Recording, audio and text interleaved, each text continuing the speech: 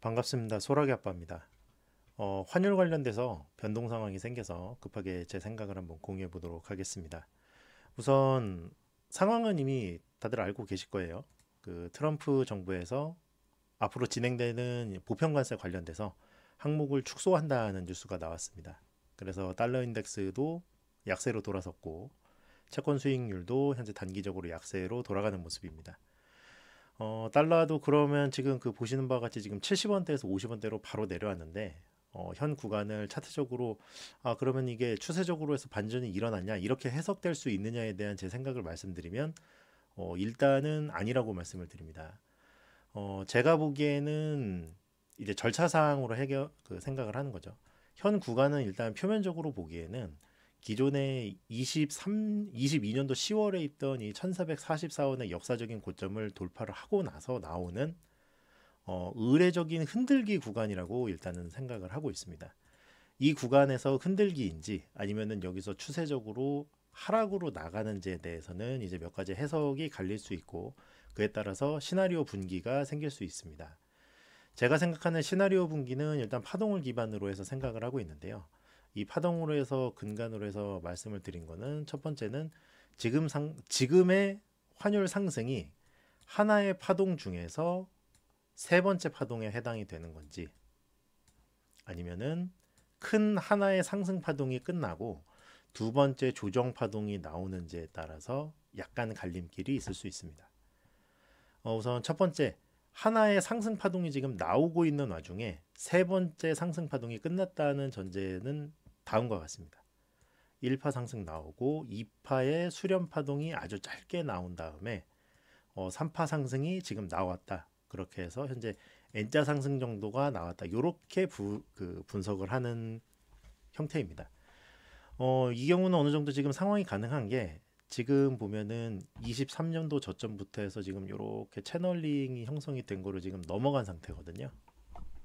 그래서 이 돌파가 나오는 구간을 하나의 상승으로 해서 볼 건지 다른 상승으로 해서 나눠서 볼 건지에 대한 이제 이런 이론적인 견해가 좀 갈릴 수는 있는데 저는 일단 하나의 큰 상승 파동 안에서 세 번째 파동이 나왔다고 생각을 일단 조금 더 그 가능성을 조금 더 두는 편입니다. 왜냐하면 예전에도 말씀드렸지만 이 환율이라는 것 자체가 주식이나 그런 것처럼 계속해서 파동을 타고 넘어가는 상품은 아니기 때문인 거죠. 그래서 큰 하나의 상승 파동이 나오고 이제 파동이 소멸하는 이제 그런 단계를 갈 거로 예상을 하고 있는데 어찌됐든 지금 상태에서 하나의 큰 파동이 나오고 세 번째 상승 파동이 종료를 했으면 이제 네 번째 조정 파동이 나오는 거잖아요. 이제 네 번째 조정 파동 같은 경우는 그럼 어떻게 나올 거냐? 이 두 번째 조정 파동이 지금 짧고 옆으로 수렴이 나왔기 때문에 제가 보기에는 지금 1파에서 3파까지가 10월부터 1월까지 해서 3개월 정도 나왔는데 3개월이나 3개월에 준하는 조금 긴 기간 동안 가격 조정이 이런 식으로 기존의 상승 채널을 제 생각에는 살짝 깨지 않나 이제 이렇게 생각을 하고 있네. 가격 조정이 급하게 나오고 나서 ABC가 살짝 훼손되는 형태로 가고 고점 저점이 높아지는 상태에서 단기 추세선 만들고 여기서 기존에 올라왔던 추세를 회복하면서 고점이 올라가는 이제 이런 형태를 시나리오로 볼 수 있습니다. 이거 같은 경우는 이제 시나리오 1번 이제 여기서 이제 조정 파동이 조금 이제 길게 나온다고 생각을 하는 거죠. 근데 이제 이게 아니라 만약에 지금 형태에서 하나의 큰 조정 파동이 다 나왔고 이제 조정 파동 그 상승 파동이 길게 나왔고 두 번째 조정 파동이 나온다고 하면은 시나리오 뷰는 사실 거의 비슷합니다. 이거 이제 색깔을 조금 이제 다르게 해서 보면은 지금 요 구간과 요 구간에 대한 조정 파동을 잡아야 되는데 그렇게 따지면 제 생각에는 여기 매물대를 지지하는 거를 기준으로 봐야 되기 때문에 조금 저점 부분이 낮습니다. 그러면은 ABC 상태로 해서 1,400원대로 일시적으로 이탈을 하고 이 상태에서 고점 저점을 수렴을 하는지를 확인을 하면서 이 구간에서 파동이 소멸을 하는지 아니면은 여기서 모으기를 한 다음에 다시 3파 상승으로 가는지 아니면은 하락 파동으로 해서 이 상승 파동 하나만 나오고 나머지 그러니까 조정 파동이 아닌 그냥 하락 파동으로 해서 진행이 돼서 이 앞단의 상승이 그냥 지나간 일로 되는 이제 이런 케이스가 진행이 될 수 있습니다. 그러면은 일반적인 트레이더라고 하면은 지금 상태에서 이제 분기점을 어떤 식으로 잡아야 되느냐에 대해서 간략하게 얘기를 해보겠습니다. 시나리오 상으로 보면은 현재 그 하향 돌파를 해야 되는 목표 구간은 다음과 같습니다.